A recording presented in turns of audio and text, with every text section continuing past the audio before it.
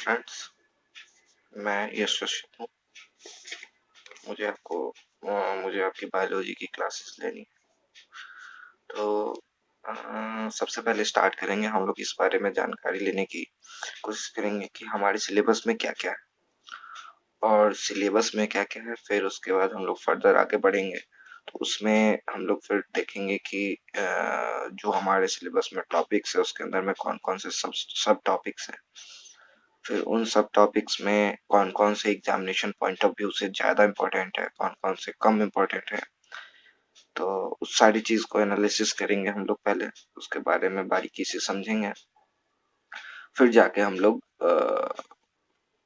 उस पे आगे बढ़ेंगे, उस पे हर एक टॉपिक वाइज हम लोग उसके बारे में पढ़ेंगे। तो सबसे पहले स्टार्ट करते हैं, देखते हैं कि हमारे पास हमारे सिलेबस में हमें क्या क्या पढ़ने को है, क्या क्या हमें पढ़ना है।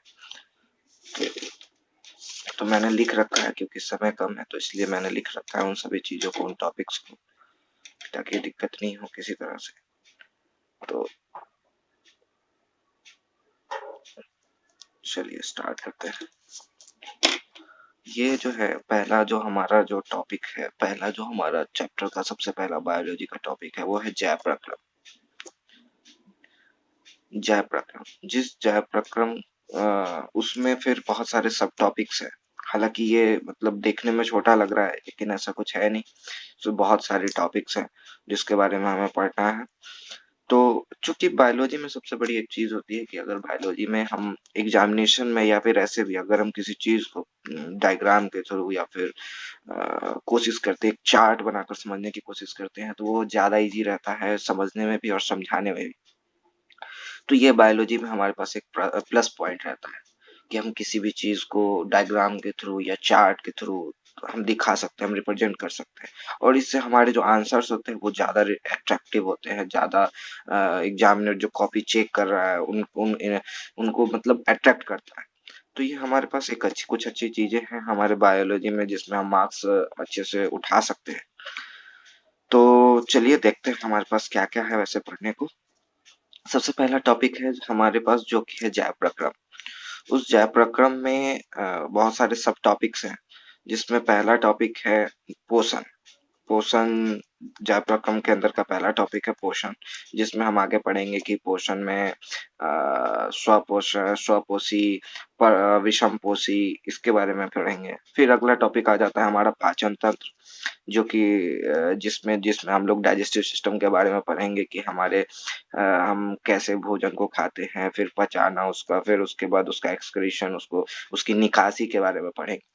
तो ये हमारा दूसरा टॉपिक है पाचन तंत्र। फिर इस अगला हो गया श्वसन तंत्र। श्वसन तंत्र में हम पढ़ेंगे सांस लेने के श्वसन क्या है, श्वसन कैसे होता है, कौन कौन से अंग इसके लिए कौन कौन से अंग इसमें जिम्मेवार होते हैं इसमें प्रोसेस किसी भी प्रोसेस को करने के। फिर अगला टॉपिक है हमारा वहन तंत्र, सर्कुलेटरी सिस्टम, जिसमें हम लोग पढ़ेंगे ब्लड्स के बारे में, खून के बारे में, मतलब रुधिर के बारे में हम लोग पढ़ेंगे।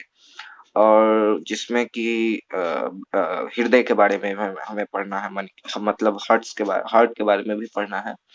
तो फिर हम अपने अगले टॉपिक पे अगला हम लोग का सब टॉपिक है कि एक्सक्रीटरी सिस्टम, उत्सर्जन तंत्र, जिसमें हम लोग पढ़ेंगे कि कैसे एक्सक्रीशन होता है, कैसे यूरिन का फॉर्मेशन होता है, कैसे यूरिन को हम लोग निकालते हैं, यूरिन कैसे बनता है। फिर हम लोग किडनी की संरचना के बारे में पढ़ेंगे, फिर हम नेफ्रॉन की संरचना के बारे में पढ़ेंगे।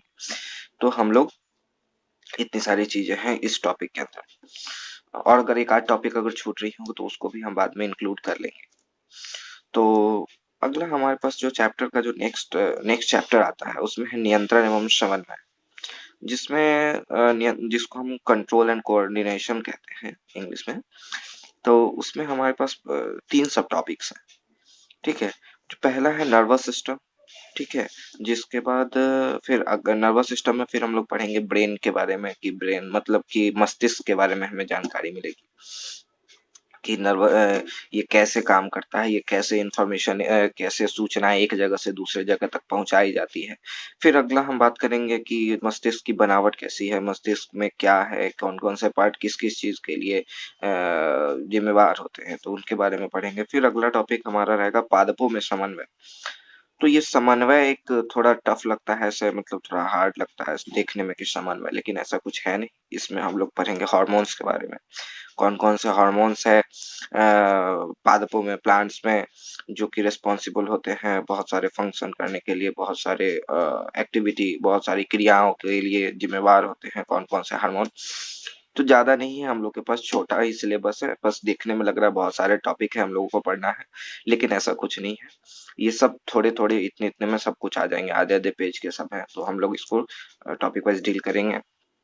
फिर पादपों में समन्वय होंगे, फिर उसके बाद हो गया जंतुओं में समन्वय। जंतुओं में समन्वय, उसमें भी हार्मोन्स के बारे में हमें पढ़ना है, कौन कौन सा हार्मोन किस चीज के लिए जिम्मेवार होता है, कौन कौन सी क्रियाएं होती है इंसानों में, जिसमें कौन कौन से हार्मोन इफेक्टिव होते हैं, कौन कौन से हार्मोन उसमें जिम्मेवार होते हैं किसी क्रिया के लिए। तो वो हो गया हमारा ये दूसरा नियंत्रण एवं समन्वय हमारा खत्म हो जाएगा उतने में। फिर हो जाएगा जीवों में जीव जनन कैसे करते हैं, हाउ डू ऑर्गेनिज्म रिप्रोड्यूस। तो ये काफी इंटरेस्टिंग टॉपिक है, बच्चे खूब इंटरेस्ट लेकर इसे पढ़ते हैं। हाँ, हालांकि कह सकते हैं कि ये इंटरेस्टेड है, इसमें बहुत सारी अच्छी चीजें हैं जानने को। तो उसमें एक सब टॉपिक है एकल जीवों में प्रजनन की विधि, रिप्रोडक्शन इन यूनिसेलुलर ऑर्गेनिज्म। तो ये एक इससे मैंने देखा है कि अक्सर इससे बहुत सारे क्वेश्चन हैं जो ऑब्जेक्टिव में और सब्जेक्टिव में मीन्स 1 नंबर में और 2 नंबर के क्वेश्चन इनसे आते ही रहते हैं। तो ये भी एक अच्छी टॉपिक है। फिर लैंगिक जनन, अगला सब टॉपिक है लैंगिक जनन, सेक्सुअल रिप्रोडक्शन। फिर उस सेक्सुअल रिप्रोडक्शन के अंदर में हमारे पास है कि पुष्पी पौधों में लैंगिक जनन, sexual reproduction in flowering plant. तो बहुत सारे बच्चे जिनका बायोलॉजी से कोई नाता नहीं है, उनको तो पता भी नहीं होगा कि रिप्रोडक्शन प्लांट में भी रिप्रोडक्शन होते हैं, प्लांट्स में भी, यानी कि सारे जीवों में एक तरह से रिप्रोडक्शन होते हैं, लेकिन विधि अलग अलग होती है। तो फिर हमारे पास अगला टॉपिक है मानव में लैंगिक जनन, जिसमें हम लोग को पढ़ेंगे कि ह्यूमन में कैसे होता है रिप्रोडक्शन, उसके बारे में। फिर अगला एक, मैंने ये ऐसा बुक में नहीं है ये, लेकिन मैंने इसको खास तौर पे यहाँ पे एक पॉइंट के तौर पे लिखा है कि अक्सर मैंने देखा है कि प्रीवियस ईयर के क्वेश्चन में ये आते रहता है कि नर या फिर कभी नर जनन तंत्र का एक सचित्र वर्णन करे, या फिर उसको उसको नाम के साथ उसके डायग्राम बनाए, उसका एक चित्र बनाए, मादा जनन तंत्र का, नर जनन तंत्र का। तो इसलिए मैंने इसको इन्वॉल्व किया है, यहाँ पे लिखा है, क्योंकि ये 5 नंबर के क्वेश्चन में मैंने देखा है, पूछा है कई बार। तो ये बहुत इंपॉर्टेंट हो जाता है उस एग्जामिनेशन पॉइंट ऑफ व्यू से। फिर एक और है कि जनन स्वास्थ्य, हालांकि इससे ऑब्जेक्टिव में कभी कभार क्वेश्चन आते हैं, लेकिन मैंने इसको यहाँ पे इसलिए इंक्लूड किया है क्योंकि ये जानकारी के व्यू से बहुत इंपॉर्टेंट है। हमें जानकारी होनी चाहिए कि रिप्रोडक्टिव हेल्थ के बारे में, कि क्या हमें करनी चाहिए, क्या हमें नहीं करनी चाहिए। तो और दूसरी बात ये भी है कि हम जैसे ये सिलेबस पढ़ रहे हैं, तो मैंने बहुत बहुत बारीकी से बुक का सारा सिलेबस, बुक के हर एक चैप्टर को पढ़ा है। तो हमें जितनी जानकारी इस बात की होनी चाहिए कि हमें क्या पढ़नी है, क्या कितना पढ़ना है, उससे उतना ही हमें जानकारी होना, इस बात की भी जानकारी होनी चाहिए कि हमें क्या छोड़ना है। क्योंकि कभी कभी होता है कि हम अच्छे अच्छे टॉपिक्स को छोड़ देते हैं और कुछ इधर उधर के टॉपिक्स जैसे मिल गया, उसे एक बुक से 2 बुक से बहुत मजा आ रहा है तो पढ़, देखो जानकारी बुरी बात नहीं, लेकिन अगर हम एग्जाम के व्यू से देखें तो यह इम्पोर्टेंट हो जाता है कि हमें क्या क्या छोड़ना है। अगर हम ये जानते हैं कि क्या हमें छोड़ना है, तो हम एग्जाम में अच्छे नंबर ला सकते हैं। तो फिर हमारा अगला हो जाएगा टॉपिक, जो टॉपिक है अनुवांशिकता एवं जैव विकास। ये बहुत ही अच्छा टॉपिक है। इसका इंग्लिश में है हेरिडिटी एंड इवोल्यूशन। अनुवांशिकता, इसमें एक पहला सब टॉपिक है जो अनुवांशिकता, हेरिडिटी। उसमें हम लोग पढ़ेंगे लिंग निर्धारण कैसे होता है, मेंडल का योगदान। मेंडल का योगदान इसलिए मैंने ऐड किया है क्योंकि इससे क्वेश्चन आते रहते हैं, जैसे कि पिछले बार का मैंने क्वेश्चन एक देखा था जिसमें एक ऑब्जेक्टिव में क्वेश्चन था कि मेंडल ने किस पौधे पर अपना जो एक्सपेरिमेंट है वो किस पौधे को लिया था, किस पौधे में उन्होंने किस पौधे के, तो वो पी प्लांट है जो कि मटर का, मटर के फूल पे, मटर के दाने पे उन्होंने सारे पे वैसे पढ़ाई की, उसके बारे में जानकारी। तो ये एक चीज हो गया। फिर हो गया कि अगला उसका जो एक सब टॉपिक है विकास, इवोल्यूशन।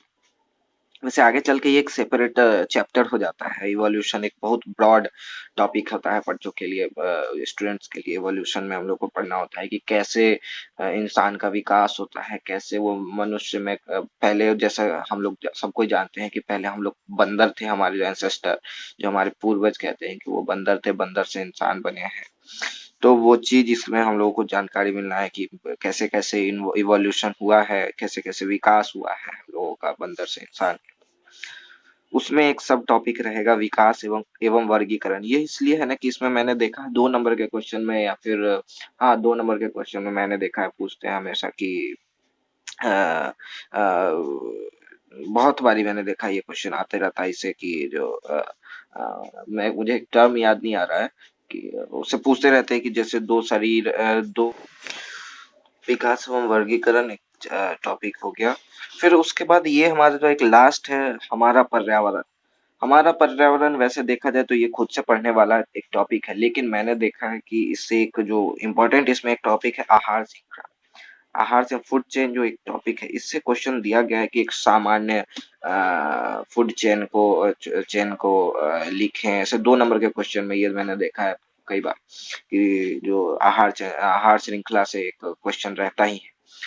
तो कुल मिला के हमारे पास तीन पांच पांच चैप्टर हैं। 5 चैप्टर के अंदर में इतने सारे सब टॉपिक हैं, लेकिन यह देखने में लग रहा है कि यह बहुत बहुत है, लेकिन ऐसा कुछ बिल्कुल नहीं है। क्योंकि मैं इन सबको आपको इतने अच्छे से, इतने ढंग से, डायग्राम के साथ और चार्ट के साथ कोशिश करूंगा बताने की, इतने बेहतरीन ढंग से, ताकि आपको इजी समझ में आए। और वही चीज आपको एग्जाम में भी जाके करना है, ज्यादातर कोशिश करना है कि डायग्राम दो दे वहां पे, जिससे कि आपको लिखना कम पड़े। डायग्राम जिनको लिखने का उतना अभ्यास नहीं रहता है, जो नहीं उतना लिख पाते हैं, जिनकी लिखने की स्पीड धीरे होती है, उन सबों के लिए, या फिर जो अच्छे आंसर रिप्रेजेंट करते हैं, जो अच्छे आंसर देते हैं, उन सबों का मेनली देखा जाए तो राज यही होता है कि वो अपने आंसर्स को डायग्राम में सजा करके और चार्ट बना के बताते हैं, तो उससे वो ज्यादा इफेक्टिव रहता है, वो लोगों को ज्यादा समझ में भी आता है। मैं इसलिए फोकस कर रहा हूँ क्योंकि ये मेरे भी बायोलॉजी में अच्छे मार्क्स थे। बायोलॉजी में 10th में भी और इंटरमीडिएट में भी, सब में अच्छे मार्क्स थे मेरे साइंस में। तो इसलिए मैं बता रहा हूँ कि ये पर्सनल एक्सपीरियंस का है। तो ये हो गया हमारा सिलेबस। ठीक है। सिलेबस तो बहुत वाइड था, इसमें और बहुत सारी चीजें जो हमने छोड़ा है। ये हमने एग्जाम के पॉइंट ऑफ व्यू से ये सारी टॉपिक है हमने उठाई है, ये सारी जो टॉपिक है जिसको हम लोगों को पढ़ना है। ठीक है। अब हम लोग अगले क्लास जब अगला सेशन जो हम लोग का अगला क्लास जो शुरू होगा, उसमें हम लोग सबसे पहला टॉपिक उठाएंगे जय प्रक्रम का, जिसमें सबसे पहला टॉपिक रहेगा पोषण। ठीक है। तो थैंक यू। आज के लिए इतना ही। अ, अगर वीडियो पसंद आया तो लाइक करें और शेयर भी करें, क्योंकि यह वीडियो काफी मतलब डिमांड पे बनाया गया। बहुत सारे स्टूडेंट्स ने बोला कि सर हम लोग की पढ़ाई अधूरी रह गई है, तो हमारी टीम ने सोचा कि नहीं, पढ़ाया जाए। तो इसलिए हम लोगों ने ये वीडियो बनाया। तो अगर आपको अच्छा लगे यह वीडियो तो शेयर करें, क्योंकि आपकी तरह बहुत सारे ऐसे जरूरतमंद बच्चे हैं जिनकी पढ़ाई अधूरी रह गई है। तो शेयर करें। Thank you.